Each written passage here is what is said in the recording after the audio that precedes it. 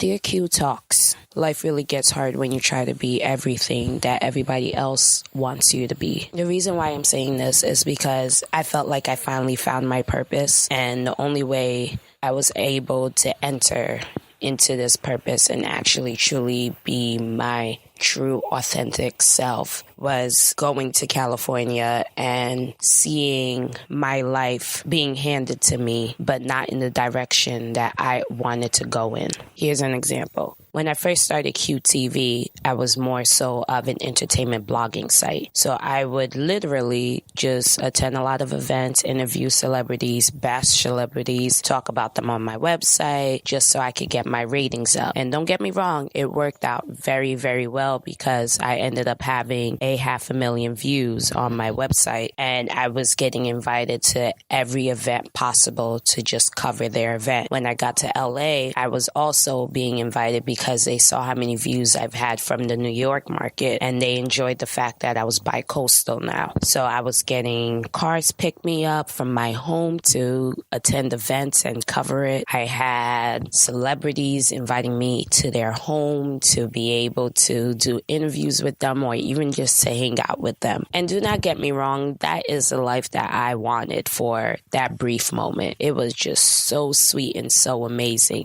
But deep down inside, I knew that was not me. Every time I would have to sit in front of my computer and have to write a post or have to edit a video, I wasn't happy about the way I was going about my life. And the only reason why I was continuing on this journey was because this is what everybody else wanted for me. Although I was losing myself on the inside because I know this wasn't me. I know talking about people and being mean and bashing and hurting people, that was never my MO ever in my life. I was always the nice one. I was always the one who helped everybody. I was always the one that people came to talk to when they needed something. That's who I was. I was the therapist, but then I became the basher. I became the mean girl, and I was losing my mind. And the thing is, as many times as I wanted to stop, I couldn't stop because I kept telling myself I got too far. I didn't come all the way out to LA to just stop everything I've been doing for, I would say, 5 years, because I started QTV in 2012. So for me to see all of my hard work and decide to stop, that wasn't something I thought I was capable of doing. Until God decided to enter my life, and he made me stop. Because one day I decided to plug in my external hard drive so I can edit some videos. There was nothing on that hard drive. All of my work from 2012 all the way to 2017 deleted, just deleted. Like, I just stood in front of the computer and just looked at it. Interviews that I've done with celebrities that I've never put up ever, where I could have put up years later, deleted. Gone, vanish into thin air. Like, there's no ifs, ands, or buts about it. I did not know what happened. I did not press any buttons. Nothing was happening. All I did was plug in the hard drive, the USB port into my computer, and it just opened up and there was nothing on the hard drive. So I was devastated, but a small piece of me, a very, very small piece of me, was really, really happy. However, majority of me was devastated because I put in years of work, people who know me work into this company, and it's just gone.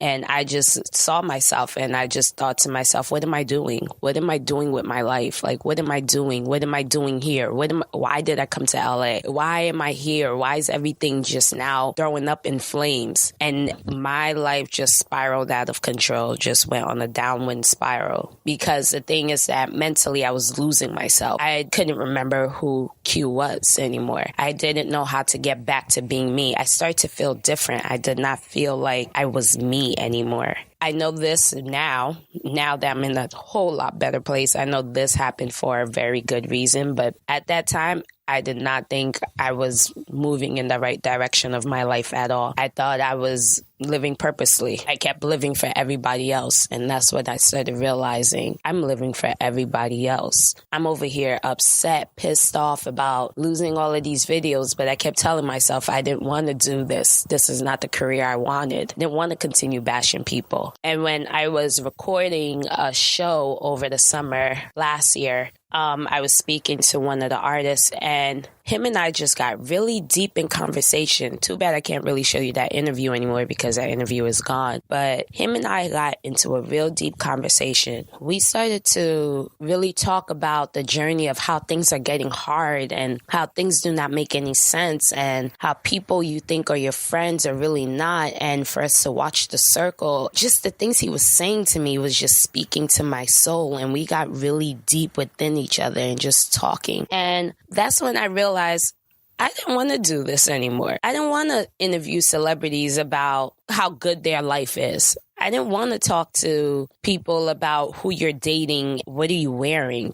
Like, I didn't want to talk about that anymore. That is when I realized I want to get intimate. I want to find out about your struggles, your chaos, your tribulations, your trials. I wanted to learn about that. I wanted to learn about the hard parts of what you went through or what you are going through still, because I was in a hole, literally in a hole. And when I realized I couldn't keep doing these interviews because the people around me did not want me to do those interviews, that's when I had to really force myself to back away. I sincerely had to back away. And the only way I knew to back away was to just shut everybody in my life out. I shut everybody out. And I know a lot of people have always asked, even me coming back to New York, we were so concerned about you. What happened? You stopped posting on social media. Your number changed and we couldn't get in contact with you. We weren't sure if you were okay or not. And the truth is, I wasn't okay.